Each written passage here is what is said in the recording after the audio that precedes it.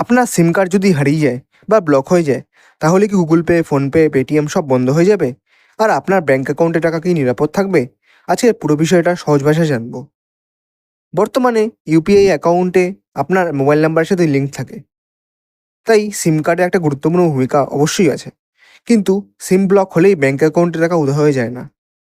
যদি সিম ব্লক হয়, তাহলে ইনকামিং ওটিপি আসবে না, নতুন ডিভাইসে ইউপিআই অ্যাক্টিভেট করা যাবে না, মোবাইল ভেরিফিকেশনের সমস্যা হতে পারে। তবে আবেগের থেকেই যদি লগ ইন করা ইউপিআই অ্যাপ অনেক ক্ষেত্রে কিছু সময় কাজ করতে পারে। অ্যাপ এবং সিকিউরিটি সেটিংসের উপর নির্ভর করে। Is your money safe? হ্যাঁ, ব্যাঙ্ক অ্যাকাউন্টে টাকা সিমের সাথে থাকে না, টাকা থাকে আপনার ব্যাঙ্ক অ্যাকাউন্টে।